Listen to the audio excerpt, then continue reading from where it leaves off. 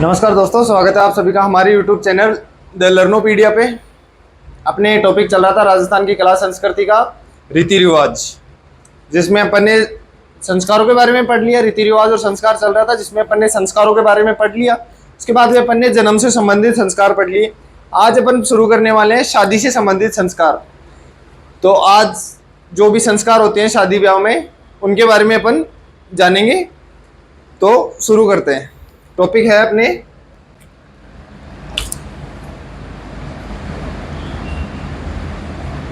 रीति रिवाज। जन्म से संबंधित रीति रिवाज हो चुके थे। आज अपन शादी से संबंधित रीति रिवाजों के बारे में जानेंगे। और शादी से संबंधित रीति रिवाज भी अगर सारे एक साथ करूं तो मैं काफ़ी बड़ा मतलब कि वीडियो काफ़ी ज़्यादा लंबा हो जाएगा। इसलिए आज मैं सिर्फ निकासी तक करने वाला हूँ कि मतलब कि निकासी करवा देंगे अपन, बारात भेज देंगे अगले के घर पे। उसके बाद में जो भी फेरे वगैरह होंगे, बाकी का जो भी कार्य होगा वो अपन अगले वीडियो में करेंगे। तो ठीक है, तो फिर शुरू करने वाले हैं अपन। पहले में हो गया था जन्म से संबंधित, आज है शादी से संबंधित रीति रिवाज। शादी से संबंधित रीति रिवाजों में पहला क्या आता है? पहला आता है रोका या सगाई। पहला क्या होता है? पहला इसमें है रोका या सगाई। इसके बारे में आप सबको पता है। रोका या सगाई क्या होता है कि लड़के वाले होंगे या लड़की वाले होंगे, पहले जाएंगे और फिक्स करेंगे। रोके का मतलब कि रोक देंगे उसको, कि लड़की को या फिर लड़के को, कि हाँ हम रोक रहे हैं इसको, हमारी लड़की से शादी होगी इसकी, तो उसको रोका या सगाई कहते हैं। ठीक है। फिर दूसरे नंबर पे आता है, वो आता है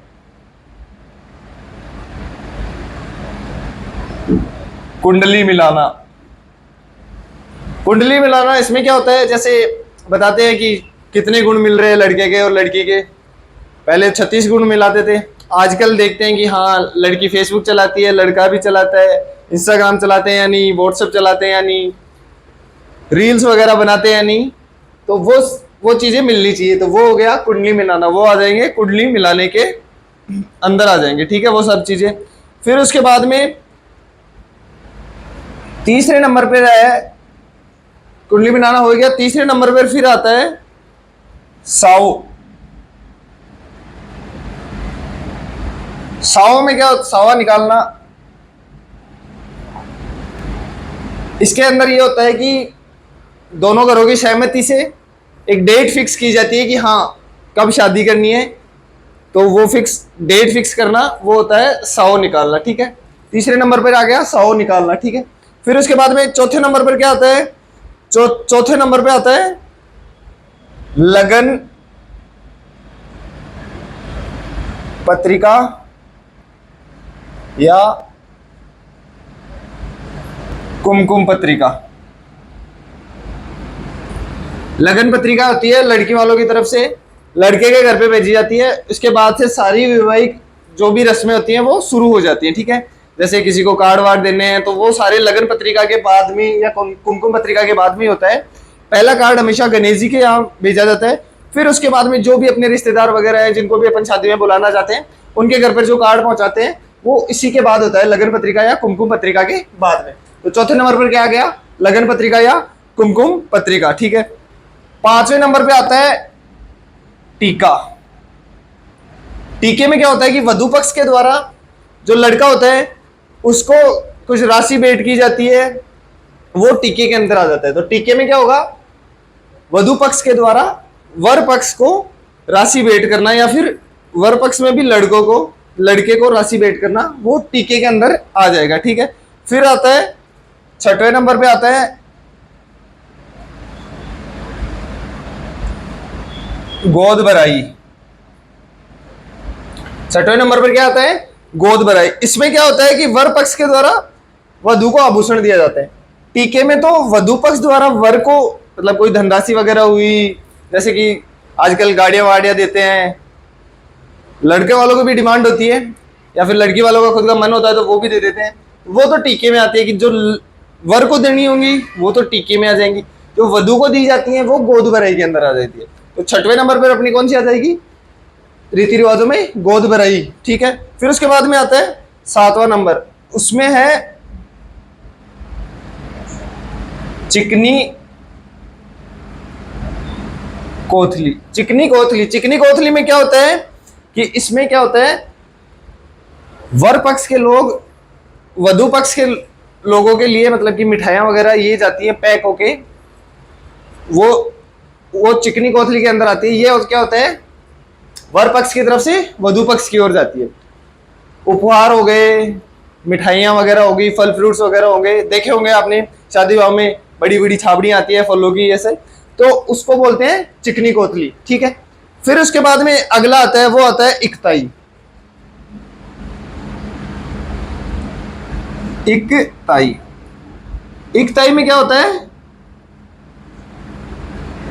वस्त्रों की माप, और लेता कौन है, दर्जी। वर और वधु के वस्त्रों की माप लेता है दर्जी, उसको उस रस्म को बोलते हैं इकताई रस्म। ठीक है, उसके बाद में अगली रस्म आती है अपने 9वें नंबर की,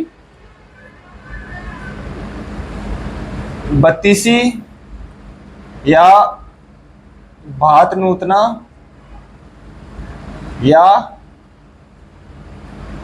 मीठा भात। बत्तीसी, भात नूतना या मीठा भात में क्या होता है कि जो वर या वधु की जो माता होंगी वो क्या करेंगी, अपने पीहर जाएंगी और अपने भाई को आमंत्रित करेंगी शादी में आने के लिए, उसको बोलते हैं बत्तीसी, भात नूतना या मीठा भात। ठीक है, उसके बाद में अगली रस्म आती है अपने 10वें नंबर पर, अगली रस्म है वो है भात मीठा करना, तो इसमें आ गया। फिर उसमें आता है भात भरना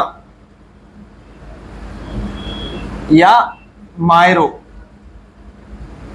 इसमें क्या होता है, इसमें होता है कि लड़के और लड़की के ननियाल पक्ष के द्वारा आर्थिक राशि भेंट की जाती है उसके परिवार को, वो होता है भात भरना या मायरो, वो इसके अंदर आ जाता है। ठीक है, फिर उसके बाद में आ जाता है 11वें नंबर पर बान या पाट। उसके बाद में लड़का और लड़की बान बैठते हैं, शादी की रस्में शुरू हो जाती हैं। बान में क्या होता है कि जो भी रिश्तेदार आते हैं आपस में रिलेशनशिप में होते हैं, वो जो जिनकी शादी होने वाली होती है उनके घर, उनको अपने घर पे बुलाते हैं और उनको मतलब खाना वाना खिलाते हैं, वो आ जाता है बान में या पाट में आ जाता है। ठीक है, फिर उसके बाद में फिर आता है मुगदणों। मुगदणों में क्या होता है, मुगदणे में ये होता है कि जो आजकल तो सारे काम गैस सिलेंडर पे होने लगे, पहले जो भी भट्टी वगैरह जलती थी उसके लिए जो लकड़ी लानी पड़ती थी उसी को मुगदना बोलते हैं। तो आजकल ये नहीं है कि सारे काम गैस सिलेंडर पे हो गए तो मुगदना, ये रस्म है जहां जिस भी घर में शादी होगी वो लकड़ी के गुटके वगैरह लेके आएगा, उसी को मुगदना कहते हैं, वो इसके अंदर आ जाएगा। ठीक है, उसके बाद में फिर आ जाता है पीठी लगाना। पीठी लगाना यानी कि हल्दी की रस्म, वर और वधु को पीठी लगाई जाती है यानी हल्दी लगाई जाती है। लगाई क्यों जाती है कि जैसे मतलब हल्दी से क्या होता है, निखार आता है, नेचुरली ग्लो आता है चेहरे पे, तो इसी वजह से पीठी या हल्दी ये वाली रस्म की जाती है, पीठी लगाना या हल्दी लगाना। ठीक है, उसके बाद में आता है 14वें नंबर पे आ गया तेल चढ़ाना। तेल चढ़ाया जाता है, इसमें क्या होता है कि स्नान करते समय लड़की को तेल से नहलाया जाता है, और ये ऐसा कहा जाता है कि लड़की एक बार अगर जिस लड़की के तेल चढ़ गया फिर उसके बाद में उसको जीवन पर्यंत एक बार ही तेल चढ़ाया जाता है। अगर किसी वजह से उसकी दोबारा शादी होगी तो ये वाली रस्म फिर दोबारा नहीं दोहराई जाएगी। तो तेल चढ़ाना ये सिर्फ एक बार होती है लड़की के लिए, लड़के के लिए ये अप्लाई नहीं है। लड़के की अगर दोबारा शादी हो रही है तो ये वाली रस्म दोबारा होती है फिर। ठीक है, फिर उसके बाद में अगली रस्म आती है, अगली रस्म में आती है बिंदोरी। बिंदोरी में क्या होता है, बिंदोरी में क्या होता है, लड़के के यार दोस्त आते हैं, पार्टी वार्टी करते हैं, बढ़िया नाच गाना होता है, वो बिंदोरी में आता है। लड़के की तरफ बिंदोरी होती है, लड़की की तरफ मेला संगीत होता है। तो ये होगी बिंदोरी। फिर अगला आता है राती जगह। राती जगह में क्या होता है, महिला रात को गीत वगैरह, भक्ति गीत गाती है, वो राती जगह होता है। ये शादी से एक दिन पहले होता है, लड़की की तरफ भी और लड़के की तरफ भी शादी से पहले दिन होता है, वो हो जाते हैं राती जगह के अंदर, ठीक है। फिर उसके बाद में आता है मेल या बडार। ये क्या होता है, मेल क्या होती है, मेल होती है कि वर पक्ष के द्वारा अपने रिश्तेदारों को, सगे संबंधियों को भोजन करवाना मेल या बडार कहलाता है, ठीक है। उसके बाद में अगला आता है, वो आता है रोड़ी पूजन। रोड़ी पूजन या फिर इसको बोल देते हैं अपन थेपड़ी पूजन। इसमें क्या होता है, वर के द्वारा या वर के परिवार की महिलाओं के द्वारा रोड़ी की पूजा की जाती है। रोड़ी किसे बोलते हैं, जहां पे मतलब पशुओं का गोबर वगैरह डाला जाता है, उसको रोड़ी बोलते हैं। तो उसकी पूजा की जाती है, ये रस्म होती है, ये रोड़ी पूजन या थेपड़ी पूजन, ये वाली रस्म है वो, ठीक है। फिर उसके बाद में आ जाता है चाक पूजन। इसमें क्या होता है, कुम्हार के घर जाकर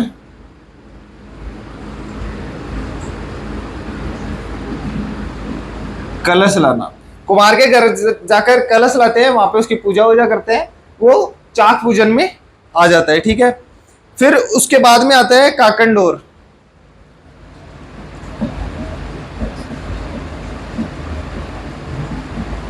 काकंडोर में क्या आता है, काकंडोर में आता है कि नर के हाथ में लगन पत्रिका के साथ ही डोरा भेजा जाता है। एक तो वधु के हाथ में बांधा जाता है और एक वर के हाथ में बांधा जाता है। और वो बांधा क्यों जाता है, अमंगलकारी शक्तियों से बचाने के लिए, नजर वगैरह ना लगे उस चीज से बचाने के लिए जो डोर हाथ पे बांधी जाती है उसको बोलते हैं काकंडोर, ठीक है। फिर उसके बाद में अगली रस्म आती है, उसमें आ जाती है अपने निकासी। और निकासी में क्या होता है, सारे सगे संबंधी तैयार होते हैं, फूफा जी वगैरह जो भी नाराज होते हैं, कैसे जैसे उनको मना के बारात में चलने के लिए तैयार किया जाता है। तो निकासी बारात की, निकासी को क्या बोलते हैं, बारात जब अब वर के घर से निकलने के लिए तैयार हो और वधु के घर जाने के लिए तैयार होती है ना, उसको निकासी बोलते हैं। और ये निकासी आजकल तो दिन में शादियां नहीं होती, रात के टाइम में होती है, तो शाम के टाइम पे होती है। तो सभी अपनी व्यवस्थाओं में लगे होते हैं, यार दोस्त अपनी व्यवस्थाओं में लगे होते हैं, घर वाले अपनी व्यवस्थाओं में लगे होते हैं, उसे अपन निकासी बोलते हैं। तो निकासी तक की रीति शादी से संबंधित रीति रिवाजों में आज अपन ने देखा निकासी तक। अब नेक्स्ट टॉपिक में अगले वीडियो में अपन इसी में देखेंगे, जैसे हथलेवा हो गया, गठजोड़ा हो गया, फेरा परनेत हो गया, जो भी है, कुंवारी जान का बोझ हो गया, ये सारी चीजें अपन अगले वीडियो में देखेंगे। वीडियो पसंद आए तो वीडियो को लाइक करें, चैनल को सब्सक्राइब करें और ज़्यादा से ज़्यादा शेयर करें। बहुत बहुत धन्यवाद।